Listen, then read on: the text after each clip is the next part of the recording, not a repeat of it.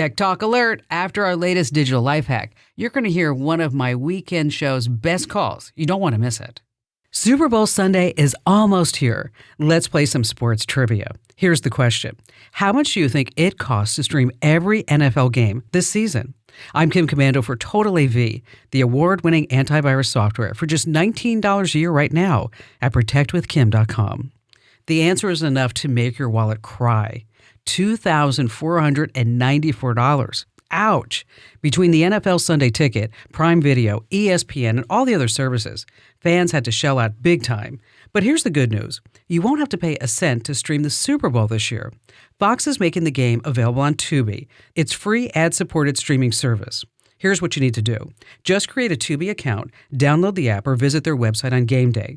You'll get the full game, pre-game coverage, and the halftime show. No subscription required. Now, you could also go old school and get a TV antenna. No buffering there.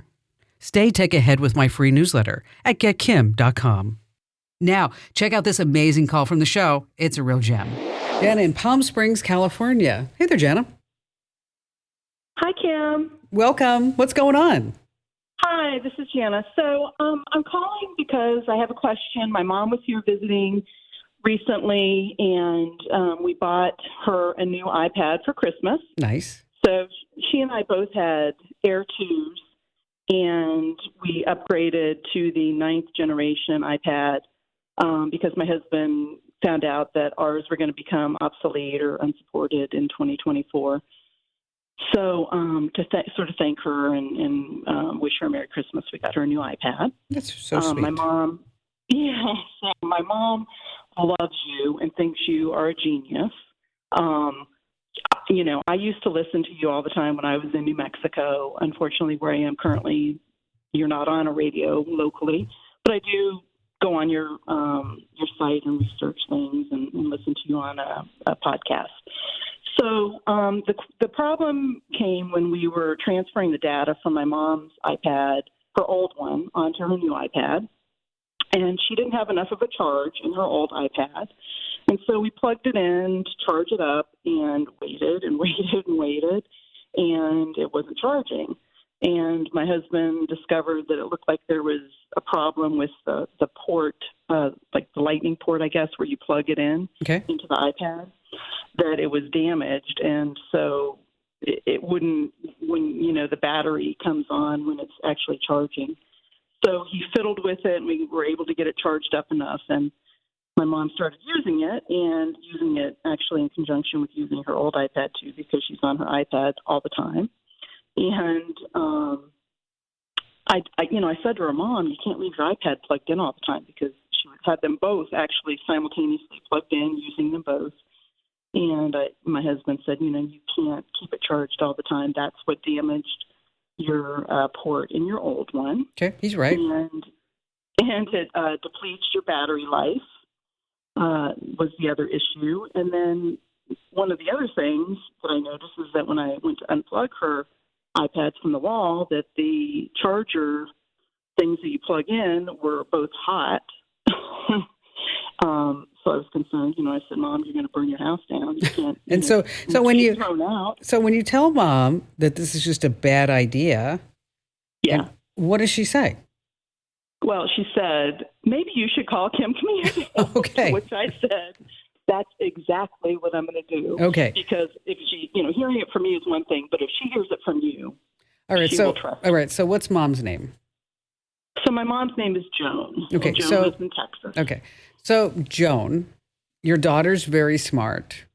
You are brilliant, Joan, because you said I was brilliant. So I'm going to go ahead and give you that brilliant card back.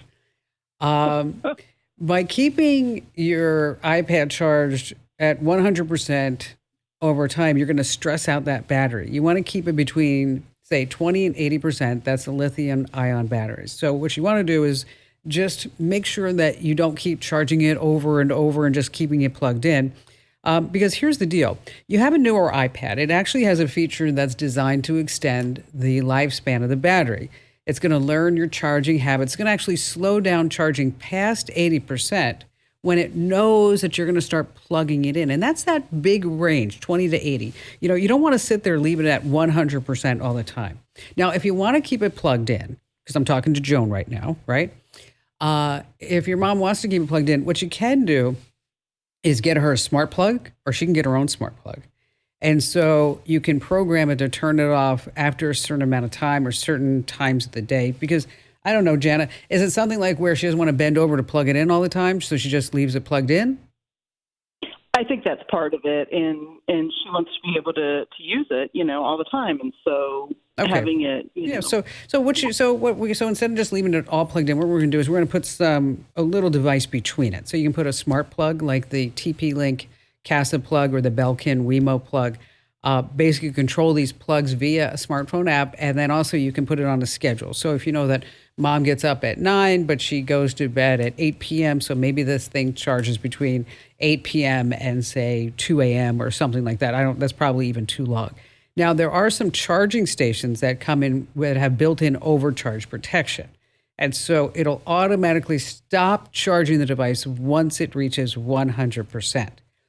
They cost anywhere between $20 and $50. Company by the name of Anker, Anker. They have something called the Power Wave, and that might be something that you want to look at for her. But I think probably what it is, Jana, is that she doesn't want to keep bending over. That's what I would guess. Maybe afraid to fall, whatever it may be. So take a look at these overcharging stations. And again, Joan in Texas, if you're listening right now, you're lovely and you're wonderful, but stop charging to 100%.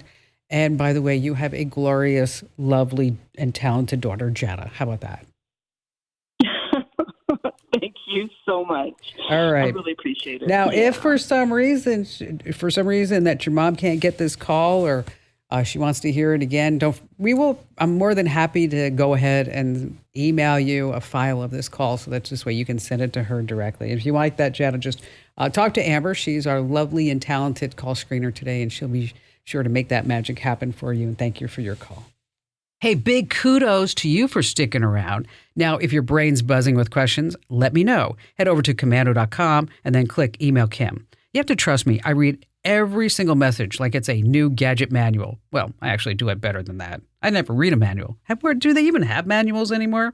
Anyway, elevate your tech IQ with my free daily newsletter. Head over to getkim.com.